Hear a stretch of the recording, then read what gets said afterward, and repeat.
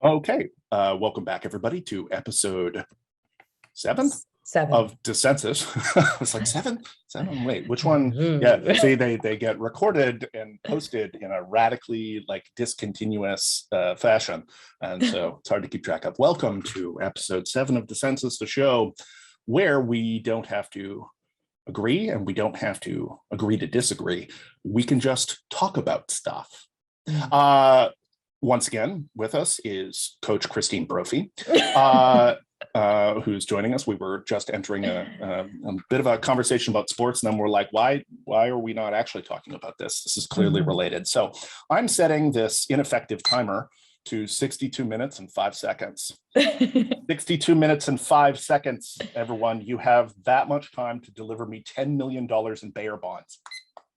Go, or else. Oh, there we go. Tick-tock, Batman. All right. Right. Okay. So let's jump in. Yeah. Yeah.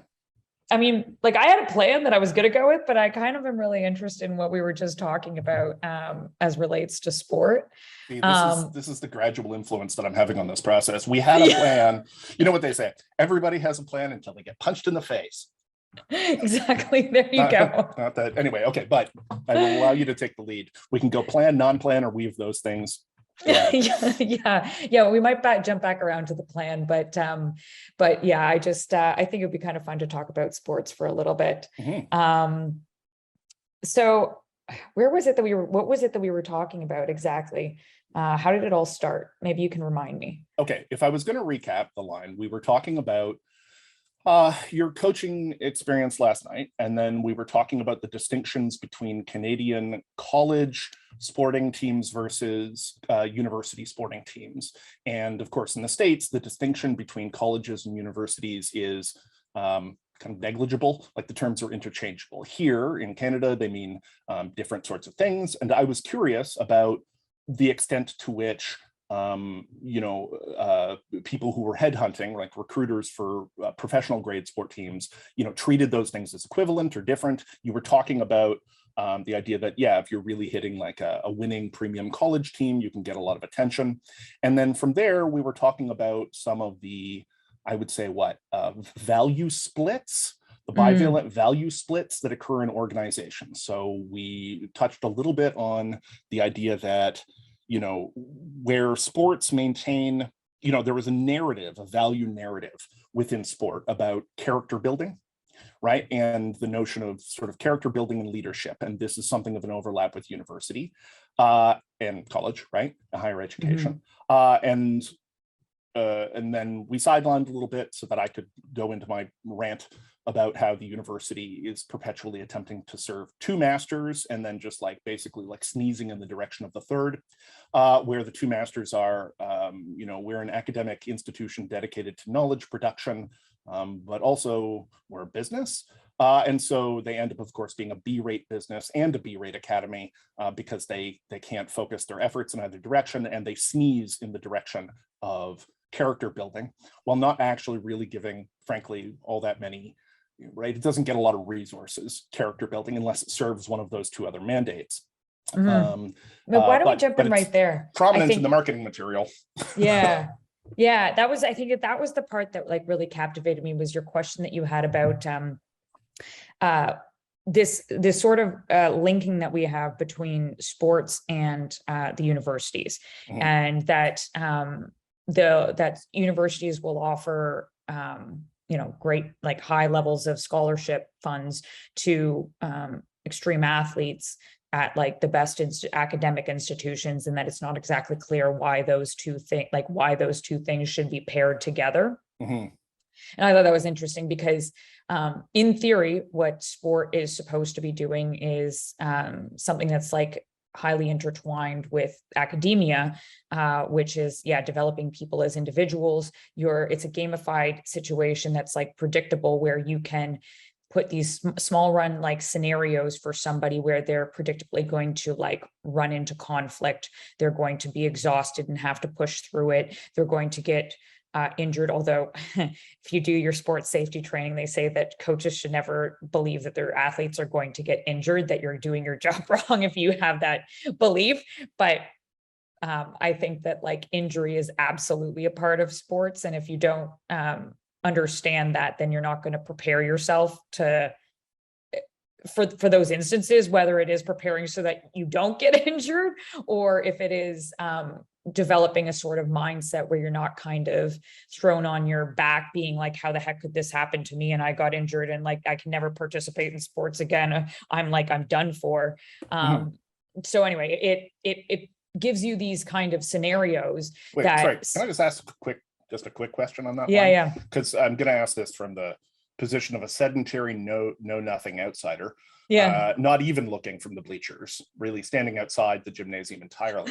The brooding and listening to my iPod, the iPods, remember iPods? Oh my anyway, gosh, yes. It's my impression, maybe I'm wrong, and I know that there's been an increased amount of attention in this direction, and I don't want to hijack this. I'm just curious. It's my impression that pretty much doing serious sport of any kind is a recipe to ruin your body in selective ways. Like every serious runner that I know destroys their knees, right? They destroy them. The thankfully increased amount of attention that's been brought to sort of repetitive, head trauma in various kinds of sports, and the effect that concussions, like a concussion is not a concussion, despite what we might think from comic books and detective fiction, getting knocked out is not a non-serious problem. Like you rack up scar tissue that eventually causes serious problems. And when you get tackled and your brain sloshes back and forth inside the bone box, you scar the front and the back of it. And that creates long-term issues like suicidality, depression, murderous intent. Yes, or serious, like serious self-control and anger issues, right? And then concomitant sort of methods of control around that, right? Substance abuse issues and whatever.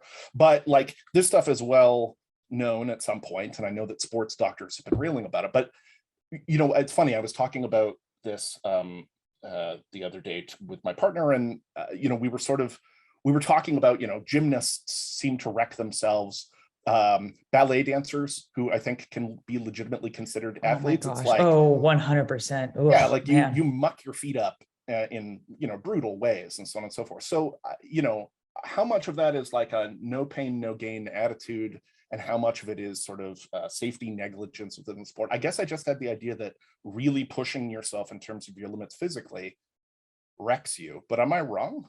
Just wrong? Yeah. I mean, so like there is the case, it produces some resilience. There's a point. It does produce like quite a bit of resilience. It also produces like increases in energy, all these other types of really good things.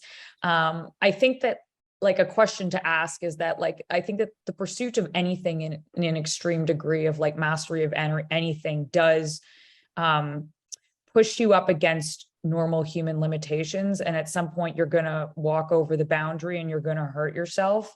Because you're testing the line when you're trying to master something and you're trying to, push the limits and to be the best at it. That means that you're stepping out into the unknown. So I think that in anything, even for people who are pursuing intellectual endeavors, that they're pushing themselves into a very specific mold that is limiting a lot of their other human instincts in a way that is harm, like it does cause harm. It's just a matter of like, is that pursuit worth your life? And like, sometimes it is. Well, do you know the expression, writing is easy?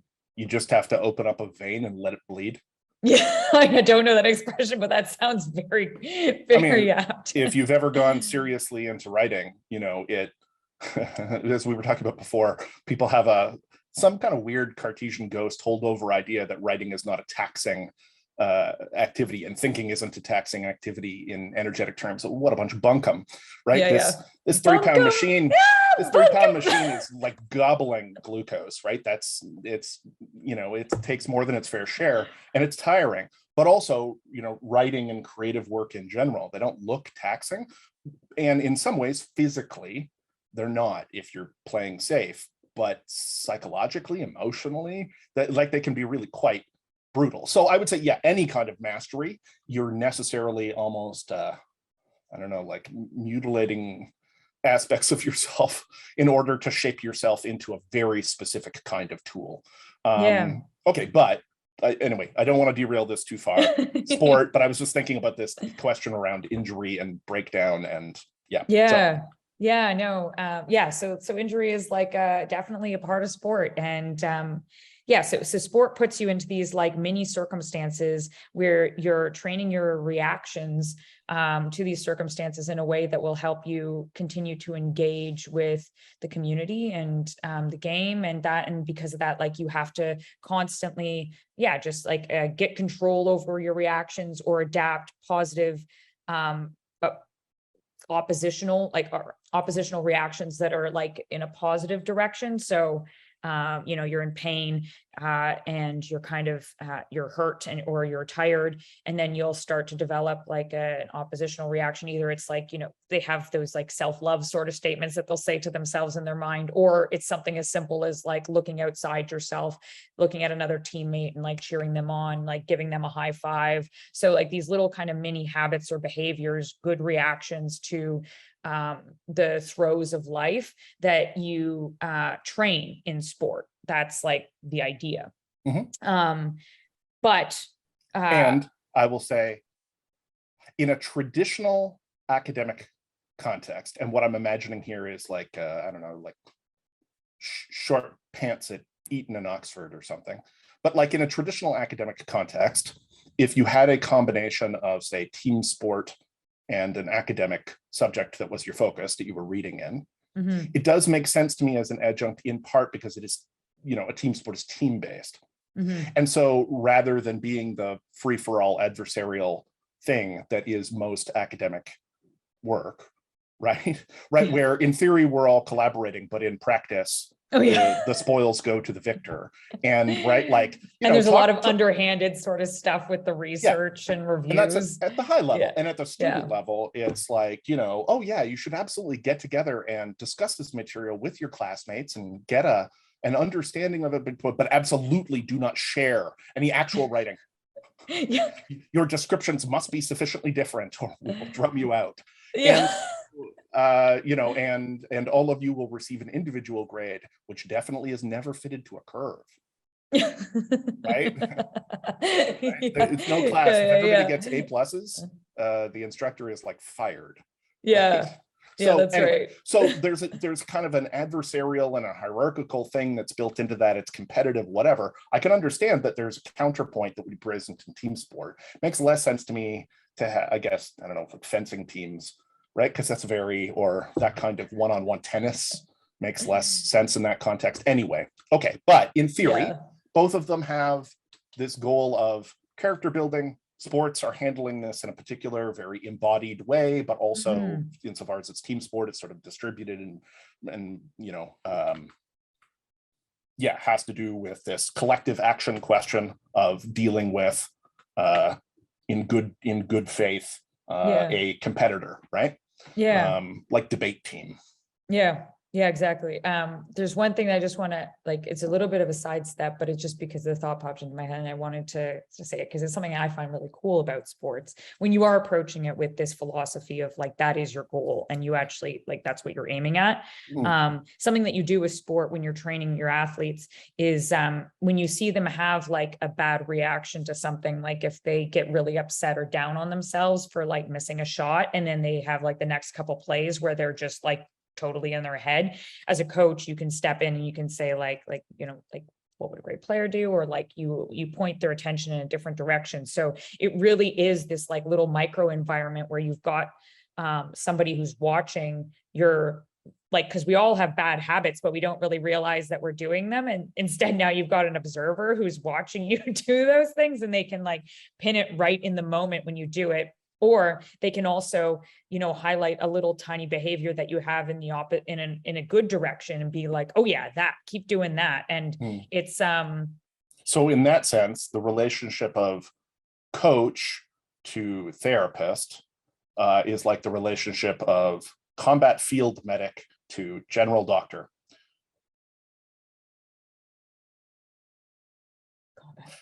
A combat field medic's job. Yes, that's right. Exactly. A combat field medic's job is fast triage. It's in situ approaches, and it's focusing attention in a very specific functional direction in regards to the collective goal that's been undertaken.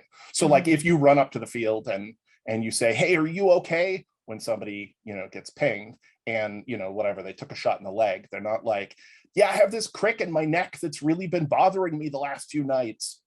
Right? That's absurd. Yeah. The idea is you treat whatever the immediate injury is to get them, moving or off the field. Yeah. Right. And to shake them out of whatever. And I guess to some extent, that's a role that is psychologically shared by things like, officers who are supposed to be able to do that, get out of the freak out headspace. We're moving forward. So coaches are sort of pulling both of these roles, it sounds like. Yeah. In that in situ way. Yeah. Yeah. Yeah. I think it like kind of draws a connection back to like the differentiation that we've made in the past of like you've got like the propositional stuff or like, yeah. So like more symbolic or understanding. And then you've also got the experiential type, like habitual, procedural, that type of knowledge. So where a therapist will like try and operate at the level of understanding because they like your understanding of your emotions and different frameworks that you like behavioral frameworks that you can apply, but it's something that you're then going to have to go out and try and see how your own personal experiences map onto that and pay attention to yourself as you're going through those things because the therapist is not going to be there watching you react in every single moment. Right. Unless you're in couples therapy, maybe, but like not, but otherwise like. Or camera therapy, which is, it doesn't exist yet, but its time has come. I had a client, a remote client over the pandemic, who of course was calling in remote, but periodically he would call in and he would call in on his phone, but he would be out running an errand. Right. So like he would be at the gardening center, for instance. Right. And I've had a few instances of this where people are like, do you mind if I'm out for a walk or if I'm doing a few things? And I'm like, well, that's unexpected. But the interesting thing, I mean, as long as you're not concerned about potential violation of confidentiality, right? Like it's not what, I was originally used to the consulting office. It's a nice sealed Temenos, right? It's a nice bottle. And then it was remote, and that's a little more whatever. And then this was like remote and mobile. But the thing that was super interesting about it was that there were these pauses in the process where, the camera's still running, but he's doing things that are not related to me or therapy in any way. I'm just watching him move in the world. I was watching him interact with the cashiers, interact with the environment. And this was like a whole lens. I mean, I immediately thought, oh my God, I'll put GoPros on all my clients and fast forward through their day. And it's like, see this moment, and that hasn't happened It's yet. Game tape. You're going to watch Game tape.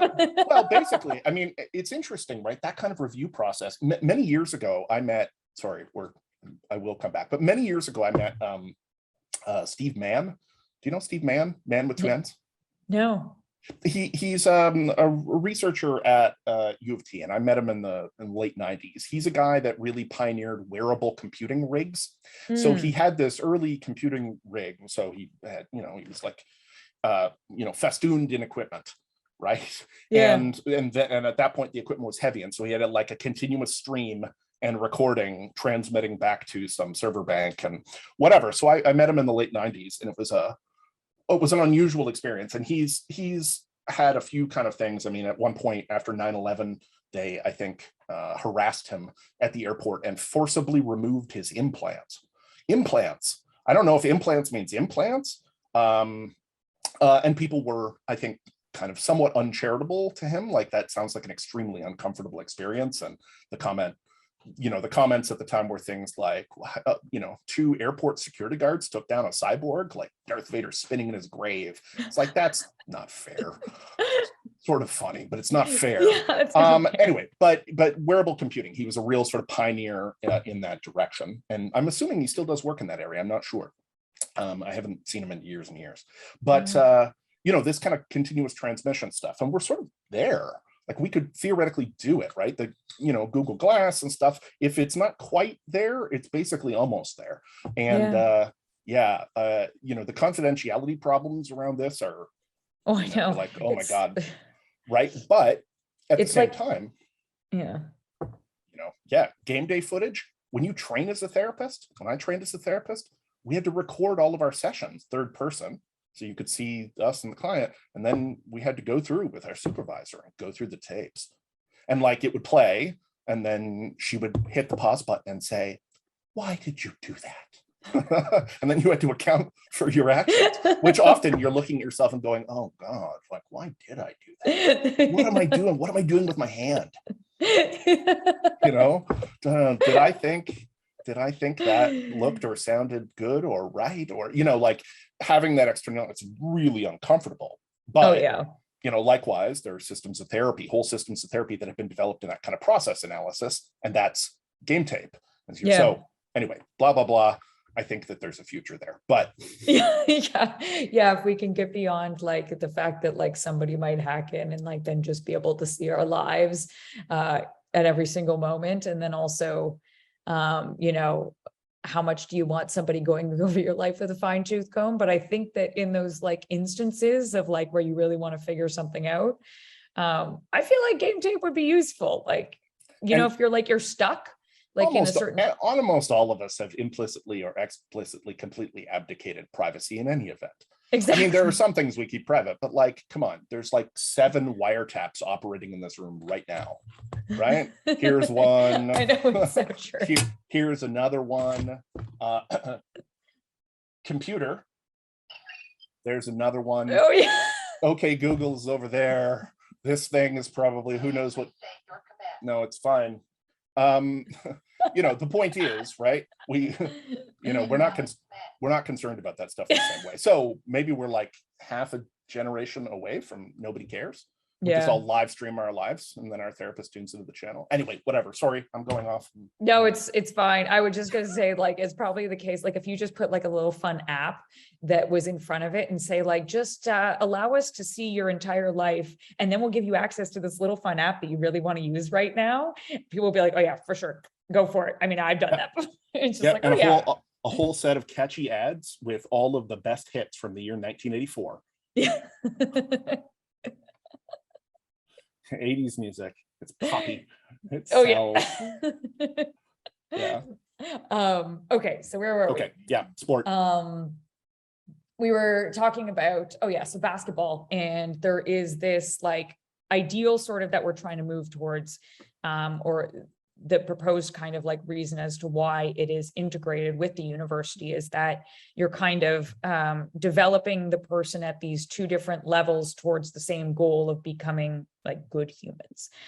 One of them is like kind of in this more embodied experiential sort of way. And then the other one is dealing with the symbolic kind of propositional knowledge and like ethics, and, so that you can kind of like integrate the 2. That's what we're supposed to be doing.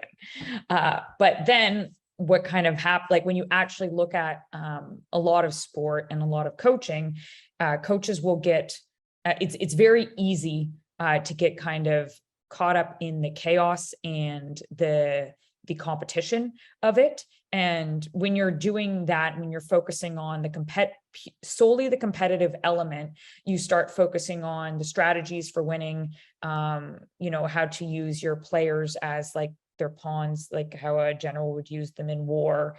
And you stop focusing on this main component, which is like mental approach, personal development. The idea that if you empower the individual, that they'll kind of be able to figure out some of the more strategic stuff, like reading their players and things like that, that if you're focusing primarily on their approach, that they'll be personally motivated to go out and do the things that are required to become a good player, as opposed to enforcing them and requiring them of them in some like scheduled way. I just realized we're talking about the movie Karate Kid. Oh yeah, okay. Have you seen the Karate Kid? Oh yeah, of course. I love the Okay, Karate okay, Kid. yeah. Well, it's a good movie. Yeah. The sequels, but the first one's good. And I've never seen Yeah. Cobra Kai, so we have to leave that off the table. But Cobra Kai is fun. I will say it's that's fun. what I hear. It's fun. Yeah. Um, but in the original, I mean, what is the tension, right? Johnny, the bad guy, trains with Cobra Kai. Cobra Kai is a Vietnam vet dude who's like, the secret to karate is mercilessness. This is war. And, he's like, I don't know, like PTSD, or he's just insanely competitive and maybe a sociopath or something, right? Yeah. Whereas, yes, Daniel-san learns from Mr. Miyagi how to beat the crap out of people, but that's not what karate is for. Karate is for chores, but also personal development. And so that notion between the, doing the work, right, the hard work, the personal development, the painting, wax off, process, right? focusing on the process, but also that the psychological part, right, and the physical healing part, like both of those things kind of come up. And so that, go for the leg on the Cobra Kai side, right, go for the injured leg, is that the points line goes up. It's about winning, it's competitive, it has nothing to do with character development, versus this, like, it's not about winning. It's about, the real karate match was the friends we made along the way. No, not quite, but anyway. Not quite. Like, it's still like instilling in them like a sense of competitiveness, and but like, what does competition mean for them? And like, you kind of reframe fun when you're going at it from the personal development direction as being like, okay, well, what is fun? And okay, is it fun to if you're a ballerina, when you're first training to be a ballerina, it's very it's very regimented, and you have to learn the rules of it, and you have to train your body in that way. But then once you've achieved that certain exactly, plie, Cynthia, you're not plieing, plie.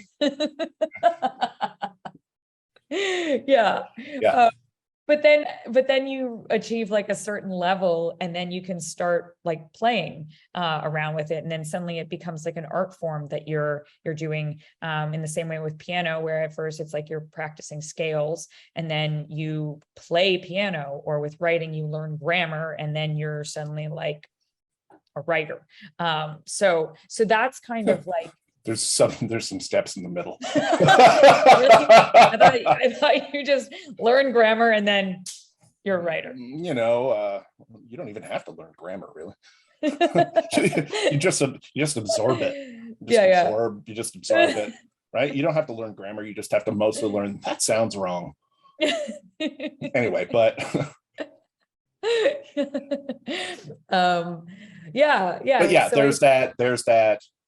there is a kind of intensive, structured form of internalization, right, where you have to often unlearn certain kinds of naive technique, right, and learn the efficient, whatever you want to think of as, cognitive mechanics, biomechanics, whatever, of doing the thing that you're doing, and some of the overall maybe strategic levels or whatever. But then thereafter, you hit the improvisational stage. And that seems to be, that's often where the flow bit hits. Exactly. And like that stuff you can't get the improvisational aspect of it if you've just been doing top down enforcement of these kind of behaviors. You don't get play behavior doesn't come out if you're, what's the guy who's the Cobra Kai guy who's, do you know what his name is? As opposed to Mr. Miyagi. The head of the dojo. Oh God. Anyway, if you're taking that sort of like, I'm a war general and these are my soldiers approach of like compulsion, then you're just, play behavior doesn't emerge from that type of environment. So there was something else that I wanted to say on that topic. Oh, the other thing is like, it's also incredibly exhausting as a leader to take that approach, just because you make it specific instant, like every single time, if if you're the one who's required to be like positive and energetic, and that is what is going to then be the example for others to follow, then that means in every single instance, you must be positive and energetic, and you're trying to lead a team of like 12 or 15 people. And then for football, it gets like way bigger.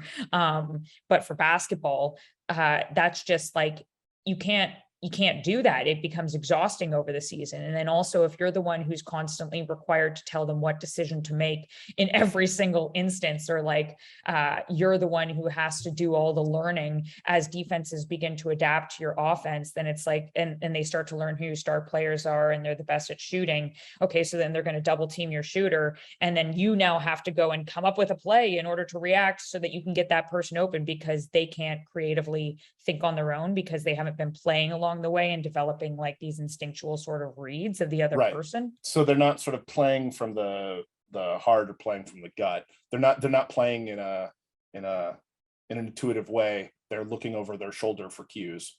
Exactly. And that's like, so in the game that we had last night, that was something that I just had noticed.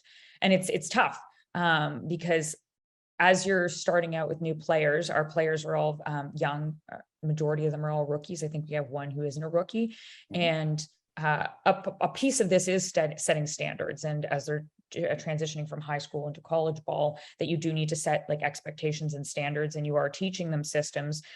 So they are learning a lot, and that turns their attention towards the authority figure to be like, okay, well, what do I do next? But then the problem is, and we had this one scenario, and this is one that I was telling Anderson, the other team was on a fast break, which is, so they've got the ball ahead of our team, and most of our defense is back. They're about to score, and our team is like hustling back on defense. And as they were running, they were looking over at the head coach to see like what to do. And it's like, it's clear what you do. You stop the ball, you just run and you go. And that was like a clear instance of like, okay, there's been a little bit too much, top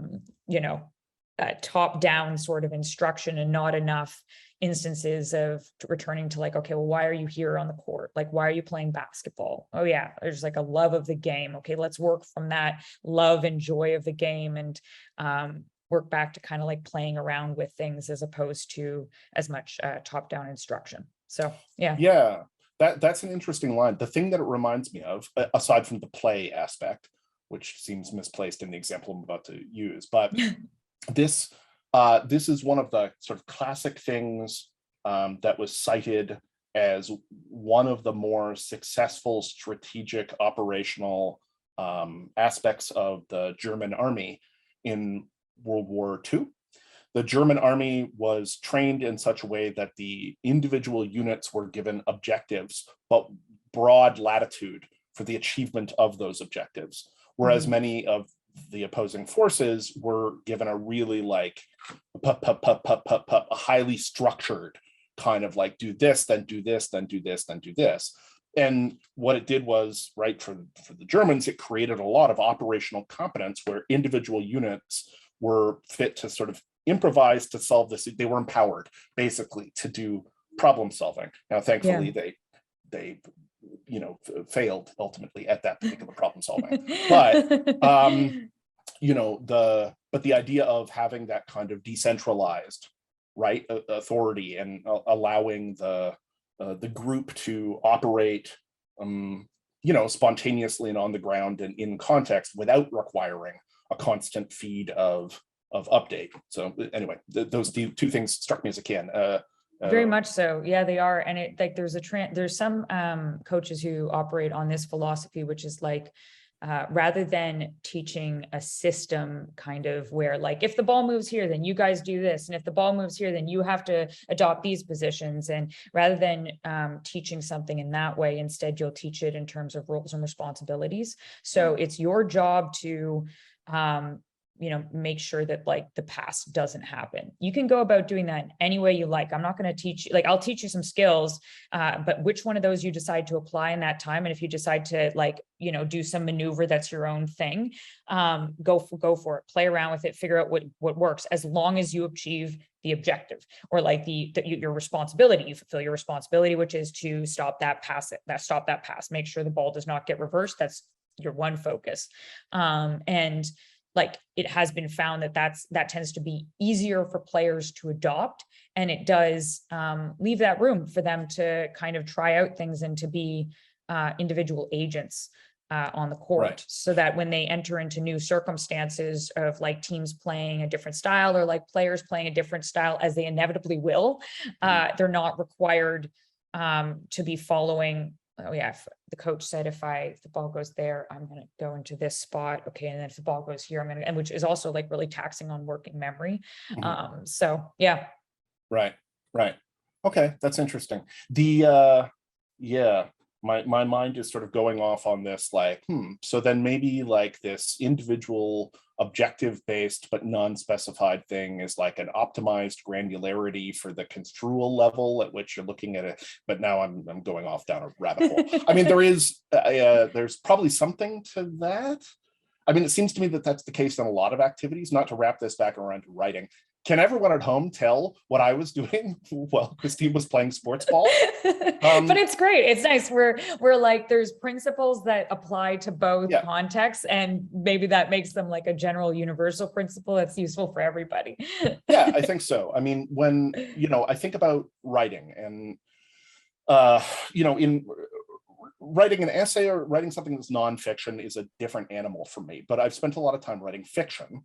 And because I'm very often because I've been a very frequent participator in the 3-day novel writing contest, right? Which is Labor Day weekend. You're supposed to bang out a whole novel or novella in 72 hours. It's a very in the crunch kind of thing. There's a variety of approaches to this, and I've attempted a variety of approaches, right? There's walk in cold. I don't know what I'm doing at all. I have no idea, nothing, right? That can yield surprisingly good results, but it can also fall apart completely, right? There's walk in with a highly detailed outline, right? Which is for some people the preferred method. They want to know what's happening, like the blow by blow of every scene. That doesn't work for me either.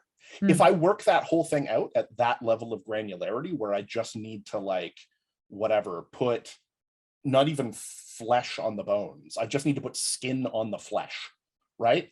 Yeah. It's dead for me. The whole exercise is dead for me. It just becomes trudge work. So as I attempt to like fill in, because almost all of the interesting, innovative, creative, spontaneous part of the writing is done. I've worked it out, and I'll lose interest because once I have figured out exactly where I'm going, I'm done. Wow. And so, right, like, I know what the story is. Yeah. Right. And then I no longer have that to pull me. I'm only like, okay, now I just have to say this the best way. The best thing, honestly, seems to be some combination of a very strong kicker, like an opening impulse that I have in mind, maybe a set piece idea, but often that goes badly, and a guiding principle. So like, possibly my favorite of the books that I wrote in that whole sequence was Banquet of Consequences. And right off the bat, I was deliberately like, okay, I want to write a modern Faustian bargain. Yeah. I have an opening line, that's it, and very little sense otherwise of what is going to happen, but it's a Faustian bargain. It's about somebody selling their soul and then trying to get out of that. Yeah. Right? Which is a story shape that you can go by. That is. Right? It's like, and I know kind of where it has to, right? I have some sense about where it's going to go, but, and things that need to happen along the way, but otherwise I'm leaving it open to, right, to innovate within that framework. If I over specify it, dead on the page. If I under specify it, I might get hit by, lightning from the unconscious, and right, but I might just as well noodle around for several hours and go, I don't even know what I'm doing. Yeah. It's so funny that you say that. It brings up two things for me. One of them is a little bit of like a confession that your audience will find. So like, as I was watching our last episode, that was one that I had, like, because we've been playing around a lot with like trying to figure out like, how do you instigate and structure the natural, like, creative flow of conversation? What is too much structure versus too little? And for the conversation that we had last time in episode 6, I had like spent like more time writing in advance because I was like, I would like to come up with some ideas and like have them a little bit more fleshed out and the words kind of fleshed out. And as I was watching that episode, I was like, wow, like we're not bouncing off each other as much as we normally do. And it was, I know, like I went out of that episode kind of feeling like, and it wasn't like so it was yeah. So anyway, I think like it's that kind of idea of like where if you plan out too far with something that's supposed to be this like creative endeavor, if you plan out too far or like think the whole thing through, then it's just a process of like, how do I say this in the best way, which is a very different thing versus being able to allow a conversation to sort of grow and explore themes within a structure that you can allow your curiosity and your own personal interest, which will kind of direct your strengths and intertwine knowledge in this beautiful way. That, yeah, if you just like kind of created your own plan out from the beginning for it, that it just won't work. Yeah, that's actually a really interesting connection. The other one that I was thinking of, and maybe this is, well, actually there's 2 other things. I was also thinking that like the way how you said that was the way how I structured the Society of Dust when I created it. We'll just leave that little drop and eventually we'll talk about that for your audience. But it's promising that for I know, for episodes and episodes. No, but we'll eventually get there. The dust is coming. It's going to be like very anticlimactic by the time that we get there. You could give like a 60-second disco. No, don't. No, because it's its own thing. Yeah. And then it was also, so there's this book that I'm reading right now about storytelling, about the act of verbal storytelling and the way Is this The Art of Storytelling? No, which one? What's it called? I'd have to look at it. I can't. Okay.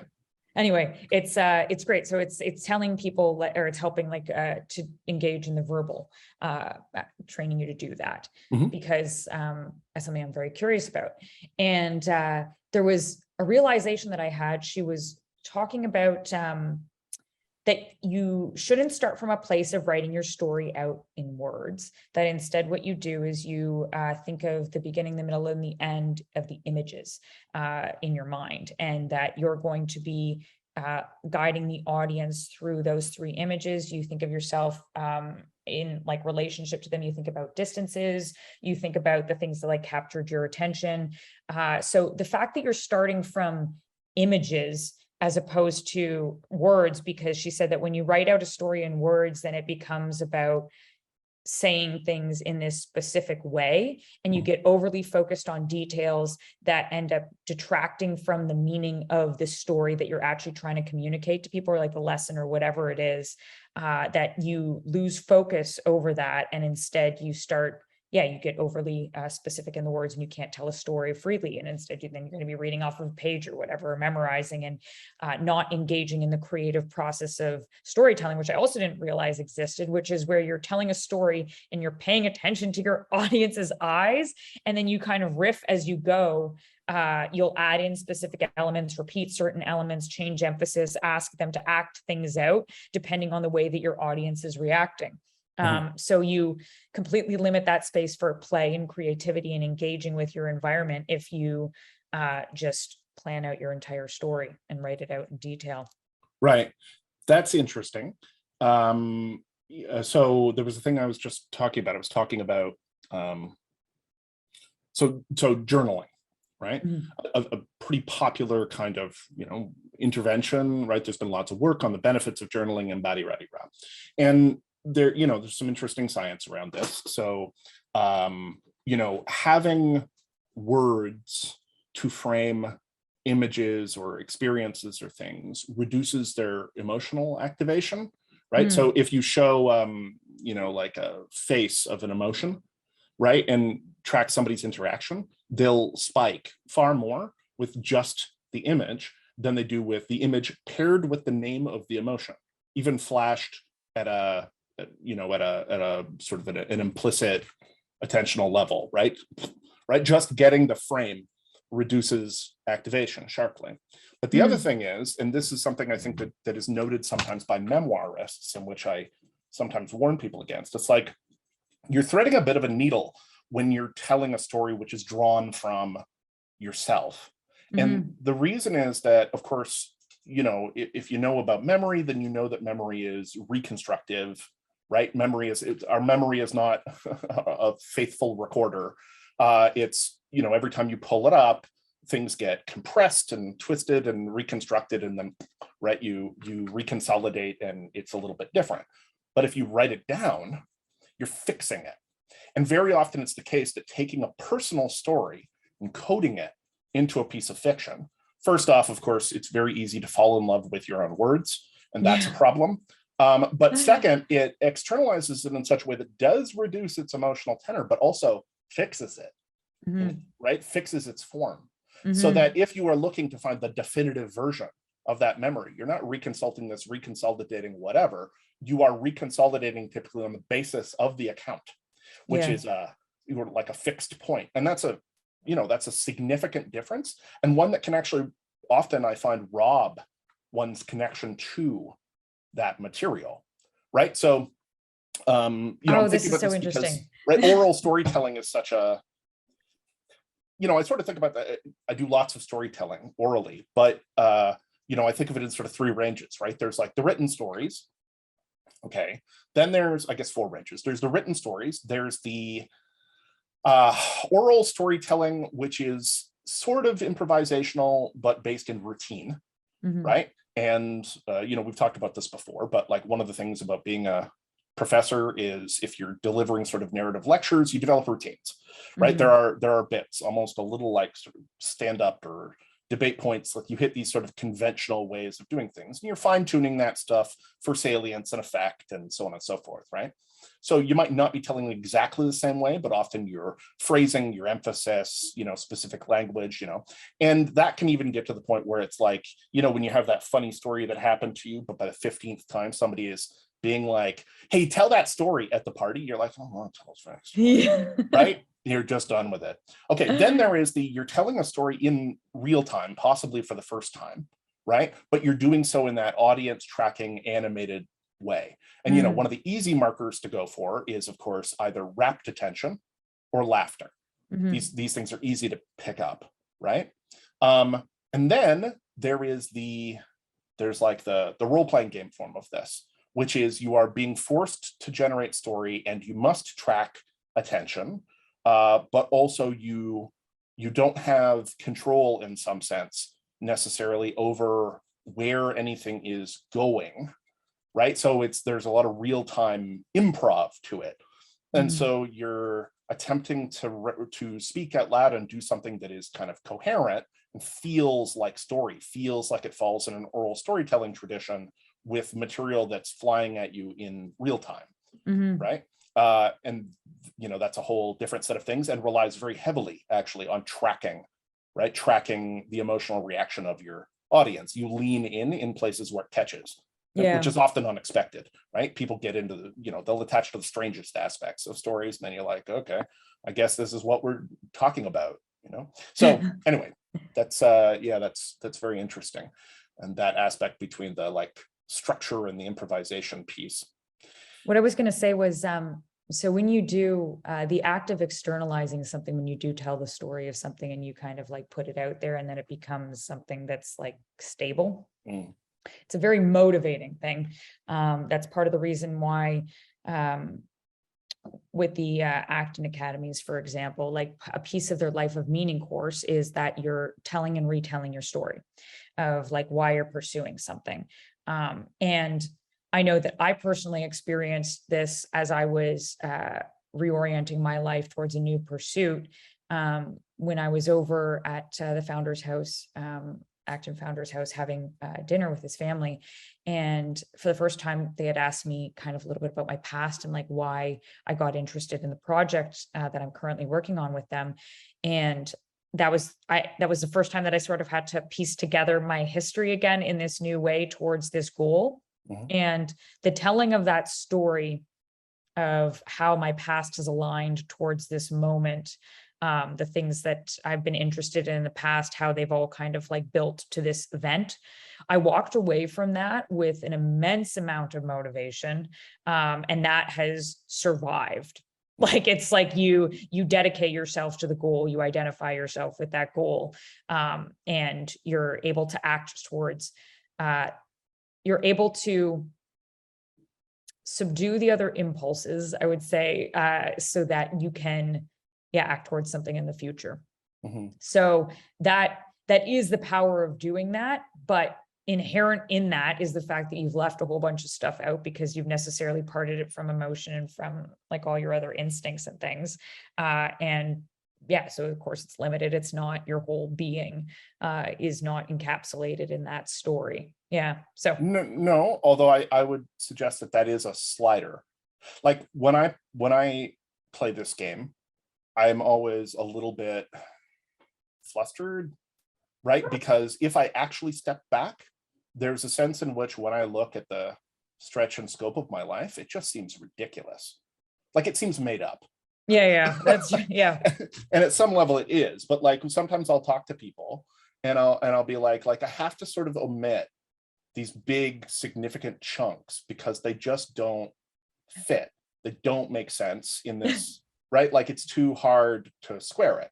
But from my own perspective, although I do have, I think, a very strong sense of what you're talking about, which is this like, holy shit, it really all did converge. And I certainly didn't do this consciously. Like it came together somehow, inexplicably. But at the same time, if I step back, and this is maybe my personal emphasis on like completeness over consistency, I step back and I'm like, what is this? Like, what is this? What am I supposed to do with it? And that you can encapsulate that to some extent, provided that you are willing to self-narrativize in a way. What do I mean by this? Sorry. Okay, I'll say, so something keeps popping into my head, so I will not ignore it. So what I keep picturing is the first two cards of the major arcana of the tarot. And the first two cards of the major arcana of the tarot are the Fool and the Magician. The Magus. The Fool, card 0, right, is, a fool walking with a dog nipping at his heels, and he has like a bindle staff over one shoulder, right, like the classic hobo stick and bag, and he's blithely whistling as he's about to step over a cliff, right? And that's the first card, is the Fool. That's right. The second card is the Magician. The Magician is there in front of a table or an altar, decked in ceremonial robes, and has the sort of objects of power, right, the weapons of office, the dagger and the cup and the pentacle and the wand laid out in front of him. And some people claim with the implication that that's what was in the bindle staff. But the point is, right, the first one is this like, I'm walking off the edge. And the second one is this like, look at mastery, right? Which is what the Magician is sort of about. Bearing in mind those are the first two, and it goes on quite significantly from there in the sequence. So when I think about that to me is in some ways the tension of what I experience when I look at autobiography in that way. When I step back and try to squeeze it into like a coherent narrative and long view, it strikes me often as being disingenuous. If I'm trying to tell somebody a story where I'm forced to make certain selections, that's one thing. I can draw the line, the through line that's like, well, by excluding the following outliers, I've given you a coherent story of how I came to this position. But when I'm looking at it, I'm like, what is this, man? It's like somebody threw like a fistful of 50 darts at a board. There's a trend line very clearly. Like I can see that it's gone in this direction, it's converged, it's whatever.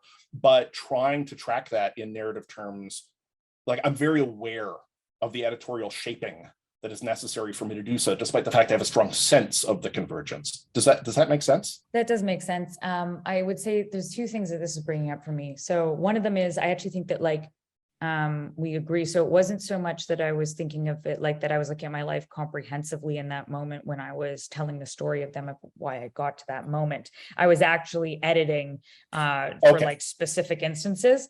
But so you were getting that explanatory, like closing the circuit on the through line piece. exactly. Okay. Yeah. But then I found that the act of telling that story, as I walked forward from that, was like very powerful for me. And I was like, oh, my life has been building towards this.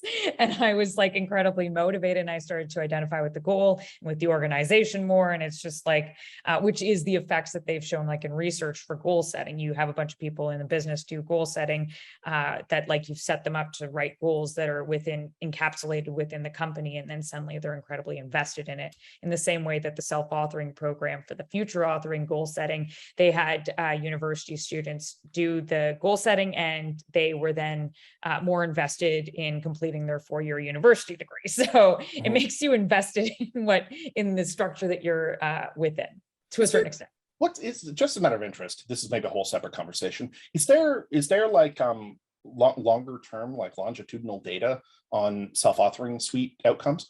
Like, I know that within the span of X amount of time, it's, whatever, but like, is there been any research on the long-term stuff? I haven't looked deeply into it. And I know that a lot of it is drawn from narrative therapy. Like, there's sort of classic techniques that have some interesting frills, right? Like the present authoring personality stuff has Jordan's, I think, significant innovation that it's framed ipsatively.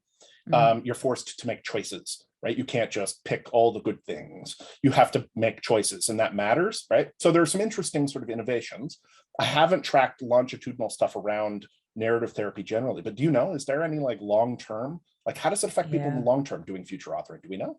So I don't know, but I forget, honestly, it's been so long since I've been away from the goal setting literature. I know that specifically for the self-authoring, they didn't do, the longest run study, I believe, was the one that was done in Rotterdam at the business school there by Michaela Shippers, who headed that up. And that was, I believe, 4 years, something like that. I could be wrong. I might be very wrong, but or maybe it was just that she did it for 4 consecutive years on different cohorts. But in terms of the longer running goal setting, I'm not sure, and that would be actually something interesting to follow up on. Just curiosity. So that was the one thing that came to mind. But then the other thing is that, do you find that, so you can construct a narrative where you sort of like, you have this through line where you see that things are kind of centered around this, but you can't personally identify with that? Like, you struggle to then have that same, like I have, after I did that, I had this sort of jump, which was like, oh yeah, that's true. And then I like ran with it. Whereas for you, like, you'll construct a narrative in that way, but you still haven't you don't have as much of a strong attachment to it, that it's like motivating in that way. So it's not that I can't attach to it emotionally. I can, but yeah, I would say the attachment is not very fixed. It's been a long time in a certain sense since I had one of these lines where I identified myself in terms of a particular role and goal. I am a this, right? I mean, except that I do tongue-in-cheek things like saying, oh, I'm an alchemist. Right now, of course, I do have a strong interest in that stuff, and I study it and I take it seriously and so on and so forth. But that's so far outside the norm, right? And it's like, what does that mean? It means that I'm committed to the art of transformation. What does that tell you, right? That's not saying I'm a lawyer or something, right? It doesn't have that same kind of quality. That level of sort of identification is something where typically I'm choosing things precisely because they're maximally inclusive and I don't have to deal with the cognitive dissonance of it. I can pick up a thread and generate enthusiasm by looking at the through line, right? But they're not sticky for me in quite the same way. I've just peeled myself in and out of them so many times that they don't, there's not too many like fixed hard points. There are some for sure, but not quite as many. And so, there is, I think, a certain utility to that, which is that, I can sort of pick the thread which is appropriate to the situation, right? This is like the contextual, no such thing as a free lunch, heuristic versus bias, fill your mind with tools aspect. One of the tools that I fill my mind with is narrative identity through lines. So like if I'm at a conference and I have to play the game, I am a scientist, right? Then I have a through line that I tap for I am a scientist, usually with an opposed cheeky through line, which is like I am a maniac in my back pocket. So that if it starts becoming too oppressive, I can pull out the alternate, right? And stymie the right. I can slip the bonds of the situation in a way. But sorry, this has gotten very abstract. I don't know if I thought about it at this level. So part of it is, of course, that it's about that inclusion aspect, and has always been about attempting to reconcile very different directions in terms of my desires for life and personal identity.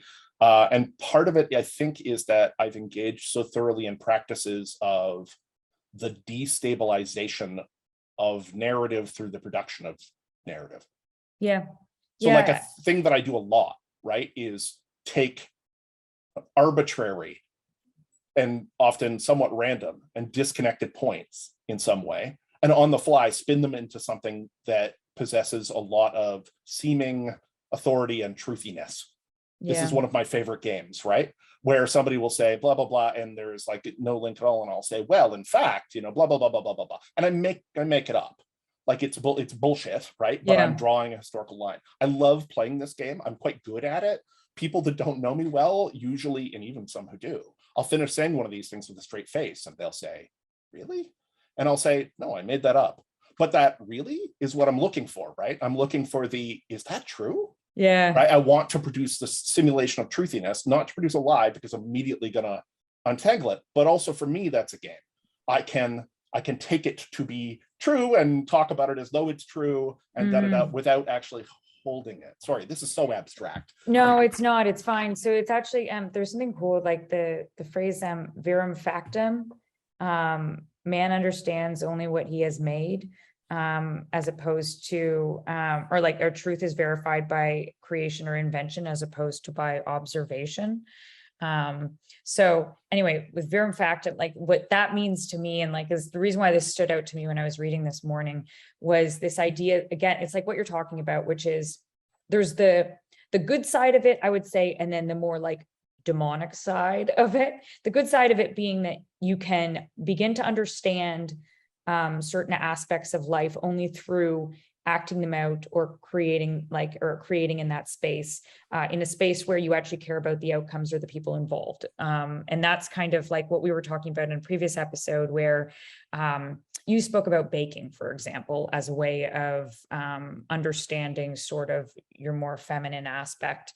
And for me, I was talking about getting out of a bad relationship, needing to raise a German Shepherd, and that kind of act of having to embody a more sort of masculine stance, the archetypal father, that was in the same way that coaching sort of pulls that sort of module of your brain out of you, that you must engage in that space in a playful way, where you also hold responsibility in order to be able to understand that kind of aspect of life.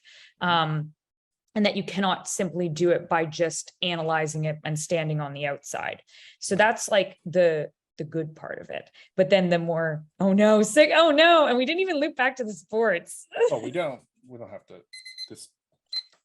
I mean, we're gonna have to go. We'll go over a little bit. We could take like 10 or 15 minutes. 10 or 15 minutes. Okay.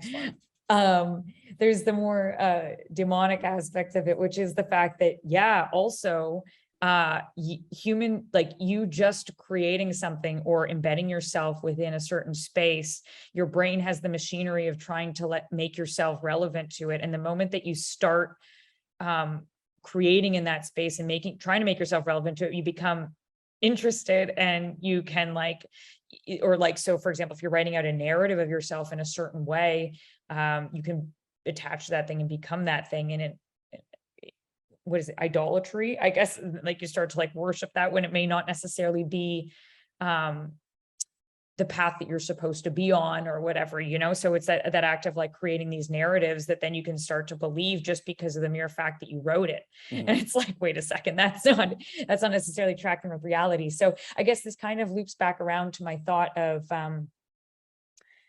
I think that there's a certain extent to which a narrative can be motivating for you just because you've written it out. But I wonder if over the long run, that there's actually things that about your narrative that if you've written out something that kind of encapsulates that through line. Oh, I'm going to take a slight sidestep before I forget this. Something that I've found helpful is that there's like a chart that they have in terms of skill development for basketball, and it's for any sport or things in general. And it's like your progress. So you'll have like you'll start practicing something new, and then you get like increased improvement, and then you'll sort of plateau. And then if you try to shake things up a bit, you get that drop, and then it will start to curve back up again. So like at some point, you're going to be worse than in your skill in basketball than you were before once you introduce new concepts, but then eventually the point that you reach is going to be higher than the one before. So local maxima, like a hill climbing strategy. Yeah, exactly. Right? Exactly. Right. Yeah. Like you get to the top of XYZ hill, and any step you take in any direction is locally downwards, but there is a higher peak somewhere nearby, shrouded in fog. Yes. And it is only by descending the hill that you have already scaled, right? And so you got to make that a little bit of a calculation. How, do you want to sacrifice the plateau that you're on, right, in favor of locating some higher level of organization? Exactly. Yeah. Which is like the hero's journey, descent into the unknown type things. And yeah, exactly. So, yeah. And also about, it's about, it's why the specific fetishization of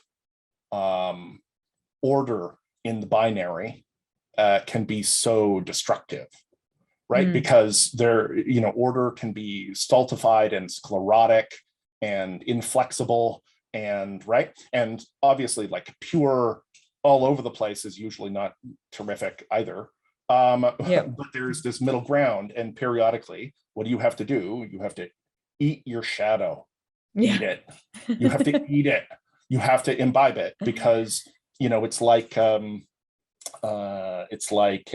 Prigogine, right? The chemistry of dissipative systems, where you have these chemical systems that have these repeated patterns. And if you add a bunch of energy in, those patterns destabilize, right? Because energy, heat, entropy, they destabilize, but then they reorganize spontaneously, right? They offload their entropy and reorganize spontaneously at a higher level of complexity.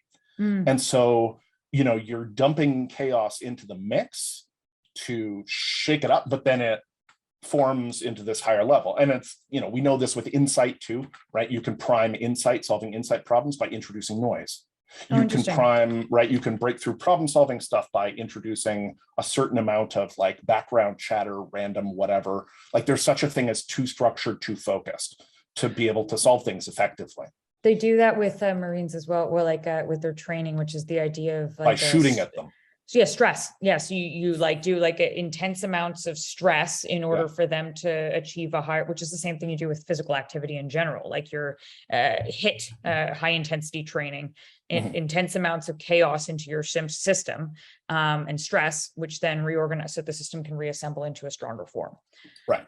Yeah. Yeah. I mean, in general, right. That's the as somebody once told me, when I first was interested in weightlifting, somebody said, look, the basic formula is this. You attempt to lightly to moderately traumatize your body so that it freaks out and says, we need muscles. Yeah, exactly. That's the trick. And if you could tie it in with a bunch of other stuff, a good friend of mine, when he was showing me the bench press, the mechanics of proper bench press on his machine, was like, and personally, when I do the bench press, I like to picture myself as Batman pushing a burning bookcase off of myself. And I was like, that now you're speaking my language. So I don't like to go that small though. For my bench press, I like to imagine that I am Superman pushing an entire burning building off of myself, just so that I can get my self-aggrandizing narcissism effectively into the mix. That's so brilliant. I love that. I'll have to start coming up with images like that when I'm working out now. I think it will make it a lot more fun. Yeah. Well, I think so, but that's mostly because I'm so disconnected from the process. Otherwise, I have to imagine things. But yeah, so this idea of like that movement, I was just thinking about in terms of your life narrative and the events that happen. I think that the pieces, like when you're talking about like a through line, it very much is like there's those moments where you've reached a plateau. So then you introduce a whole bunch of chaos into it. And then those are the pieces that probably like don't make sense in your life, that aren't necessarily supposed to make sense. They're just kind of like that piece where you were wandering through the desert trying to figure out what the heck is going on, listening for that voice, God, or that spark. And there's a bunch of stuff that you veered off sort of in the wrong direction. And then you kind of like track the line again. So I think that kind of maps onto that chart. So this is the thing. I don't think there is a wrong direction. Okay, go for it. I think that there's no veering, there's no blind alley, there's no wrong direction. Okay. Because I don't get me wrong, this is not something, it's not a strong metaphysical hold. Nothing is. And part of me obviously plays with I've had enough experience. This part of me is like, maybe there's a plan. Maybe there really is. James Hillman's like the soul code, acorn theory, all this jazz, right? And certainly there's something of a plan. I mean, my genes have an idea about what's happening. But one of the experiences that I've had, I think, that really framed this is that a bunch of things that appeared to be apparently random nonsense were actually looped in as contributing factors later in ways that I did not foresee, did not intend, did not anticipate. And so this, it's this thing that we've talked about before, right? There's a Steve Martin quote that I always remember, which is like, he's like, in the end, you will use everything you have ever known. I'm probably misquoting him there. But in the end, you will use everything you have ever learned, everything you have ever known. Like, it's all relevant. Mm-hmm. And, I come to this a lot because, as I'm somebody who had a lot of seemingly blind alleys. Like, I took a lot of directions and things that didn't seem to cash out. And there was a long time where I wandered in the wilderness. I mean, the bulk of my 20s, which in terms of subjective time is like so long, right? Yeah. 17 through 27 was a very lightly structured period of my life. And not anchored. I mean, I didn't live anywhere for 5 years of it, right? And not like in the fun, I'm traveling, from hostel to hostel and whatever way. Right. Mostly it was like occasional couch surfing and sleeping in the rough in ruins and things. So, so there was lots of like open time and what felt like dead ends. But where my intuition about the coherence of the overall thing clicks in, and this is more of like, it's like a mystical intuition. It's like no, nothing is wasted. Yeah. It's not blind out. It's not. It sort of seems like it, but that's just a limitation of my ability to cohere it or something. And there is a very deep intuition. It's like, no. It's all important. Mm-hmm. Nothing, it's not wasted. Nothing is wasted. Now another part of me is like, or it's all nonsense. And you just happen to have very active pattern making faculties. Yeah. Who knows, but I think so. When I hear that, like, it does remind me. So I also agree that that nothing is wasted in terms of like, I know in general, like even any creative pursuit that I'm going through, I used to grapple with like a ton of stress, and occasionally it will come up where it's like, oh no, I have to prepare for this and I need to know more. And then I would start to like stretch way out into the domain of the unknown. And I'd be like, oh crap. And I got to read all these things before this time, or else I'm not going to have anything to say. And it's like, no, wait, just look back at all the stuff that you've done before. There's pieces, continually there's pieces, and there's stuff that when you're randomly pursuing things that you end up using them like a few days down the line, and then you're already prepared. So I agree with that, but all that is within the frame of me attempting to track a purpose or something like that. I would say that there is still that sort of that kind of forward motion or sense that my strengths and unique experiences are meant for something that is outside of myself, and that is contributing to this like greater piece of art in the world. And if I didn't have that sense, which I didn't in my past as a teenager, like there was moments in my life where I was quite lost and in darkness, that in those moments, if I didn't have that sense, and if I had continued on that path, that I would be going in a wrong direction, that I would have been cut off from God, or cut off from this kind of like sense of purpose, or from the line of the Holy Spirit, from the line of spark, all these things, and that I would be going into further isolation, which would end in like attempted suicide. So that is, I think that it's both of those things in that kind of context. Usually it is. Mm-hmm. Okay, so here's the analogy that just popped in my head. We'll see if this flies. Both of us are describing a sort of a masterless wanderer, in a sense, approach, right, to things where it is not entirely pre-structured and whatever. The distinction that we're placing maybe at some level is it seems that you are proposing what I'll call a Samurai Jack track. You're familiar with the show? Oh, but go on. Am I missing out? Yeah. Oh boy, are you missing out? I'll write it down. Jendi Tartakovsky. I'm gonna get that name wrong. Tartakovsky. Anyway, this guy, Jendi, GNDD. No, oh my God, GENNDY. He made Powerpuff Girls. He made Dexter's Laboratory. Oh, serious? Yeah, and he made Samurai Jack, and he made Primal. And I am currently working my way through the totally unsung and amazing Symbionic Titan. But anyway, the guy's, he's an animation genius, okay? Yeah. And if you should watch the five seasons of Samurai Jack. Okay. The first 4 are nominally a kid show. The 5th season definitely isn't, and wraps the arc up like, 20 years after it got canceled kind of thing, or 15 years after it got canceled. It's brilliant. So, okay, so the core conceit, very briefly. Yeah.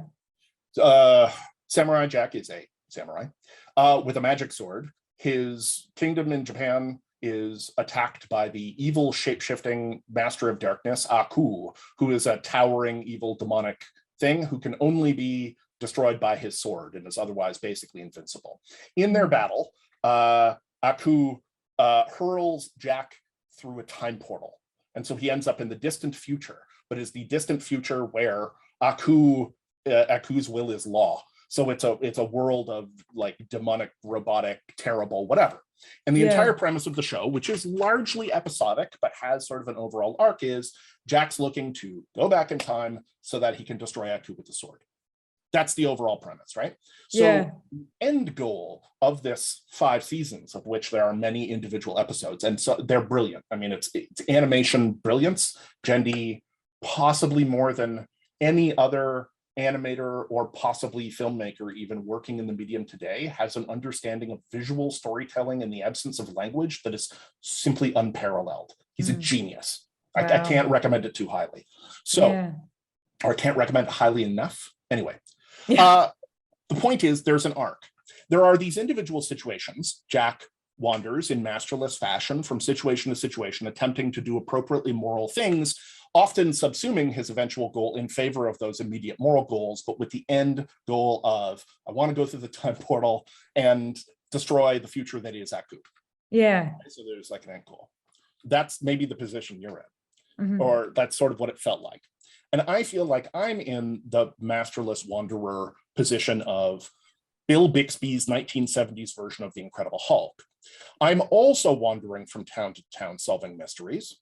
Yeah. But I'm not going anywhere, or I don't know where I'm going.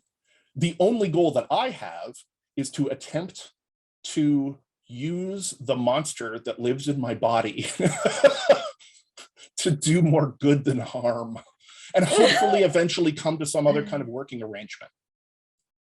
And that's it, right? The Hulk isn't going anywhere in that show. It's not like the story of his road trip to Phoenix, Arizona. Yeah. He wanders from place to place to avoid, right, being caught, being destroyed. He gets into situations. This is a classic masterless wanderer format, right? You go from town to town solving mysteries, like Kane from Kung Fu, like Knight Rider, like Scooby-Doo, using the power of scientific rationalism.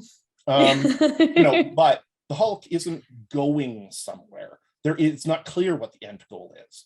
The idea is that as the progression occurs, maybe something will come up that will in some way improve this situation. Meanwhile, he has the problem that under certain circumstances, he turns into a big green rage monster. Not that I don't. I don't turn into a big green rage monster. No. Turn into a rage monster. Right. And that meanwhile, like partly the idea is that, you know, in some ways, reconciling oneself in a controlled fashion to said rage monster, shadow, can do social good, right? Yeah. So maybe, is this a distinction without a difference? Maybe. Well, it depends. Like, I mean, then you're going to go into like a circular argument of, so it sounds like what you're doing is you're orienting yourself towards nature, like which would be like people, environment, all those things. So like that's like, and you're allowing that to be the organizing principle for your life, is like the circumstances around you that are like human and things like that. Is that correct? Yeah, I suppose that is the immediate local value. The immediate local value is starfish tossing.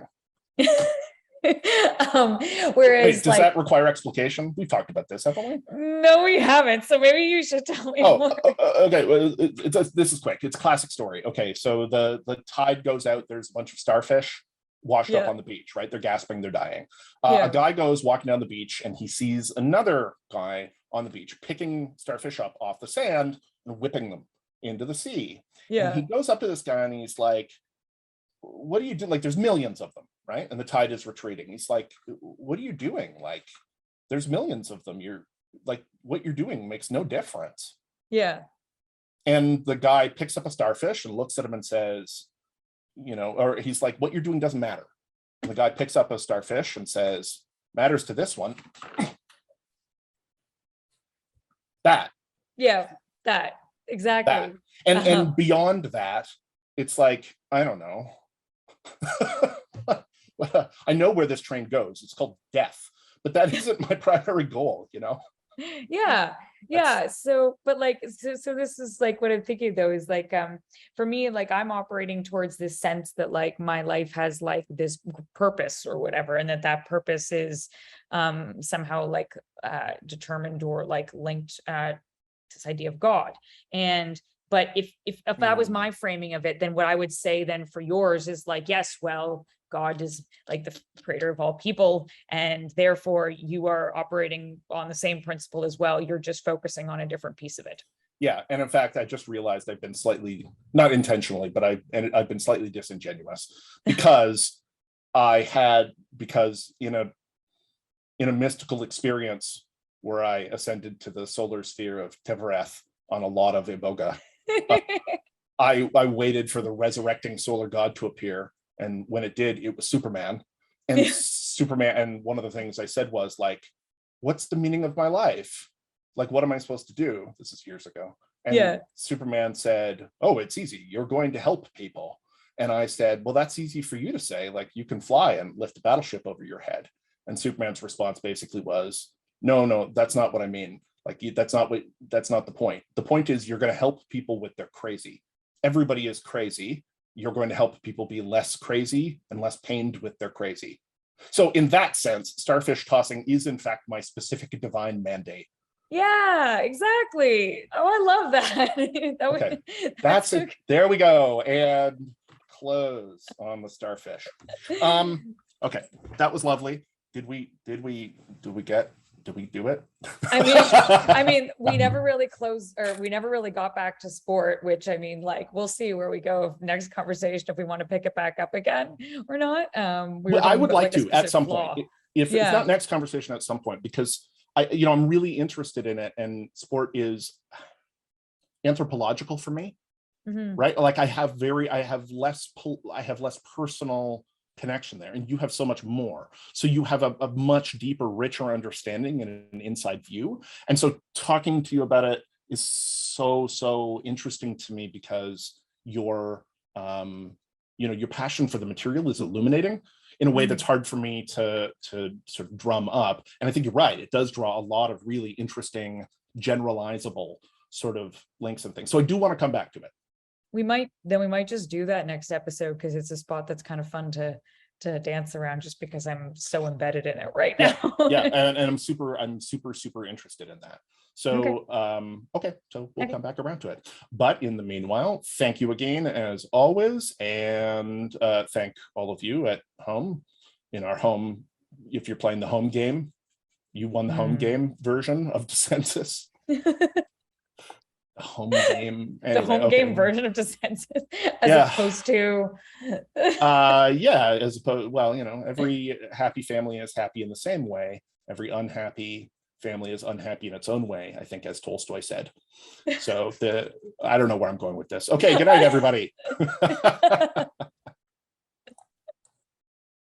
Wait, no, I have to stop. This is, man, what? My brain liquefied or something. Okay, good night. Good night.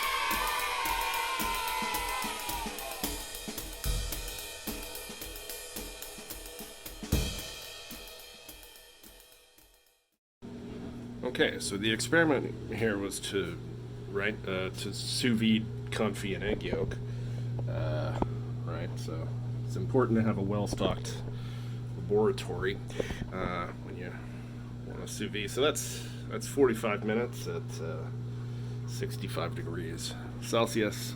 I don't remember what that is in Kelvin, at 200 or something. Anyway, in theory, having sous vided at a stable temperature for 45 minutes with the oil confit, which I've seasoned in a variety of ways. We're gonna see. We're gonna see how this turns out. Impossible to know. Just waiting on one more essential piece to the formula. Waiting.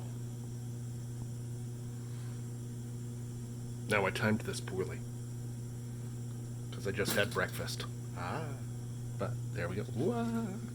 Okay, essential piece. One piece of toast. Okay, now, here we are. We shall remove our confit sous vide egg yolks from their water bath. And let's crack that open, which is wicked hard to do. Okay, you're going to stare at the ceiling for a second. There we go. Okay, now, the trick is going to be to fish one of these bad boys out. A slotted spoon would be ideal. I don't really have one in that size, so I'll be using a inexpensive plastic spoon that came for free with some manner of takeaway food. Okay, can I fish one of these bad boys without bursting it? Can I then drain the excess oil away?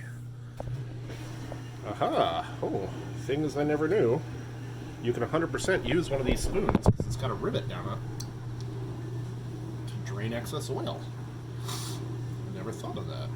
Very interesting. All right. Let's pour that out, and let's pour that on. Okay. Okay, here we go. So, as you can see, here we go. Right. And check it out, that spoon, surprisingly good. The oil sort of, you could run it up the edge. Now this does not seem to me to have come out in the texture, partly so, but not entirely so. Oh, there we go. Yeah, it's got a real spreadable quality to it. Alright, well, I am eager to try this. Let's see what happens. And, moment of truth.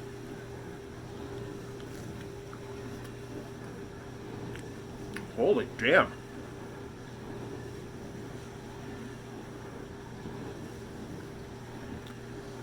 Wow.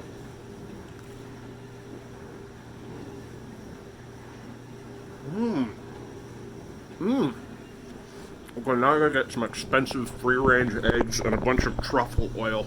I'll be back.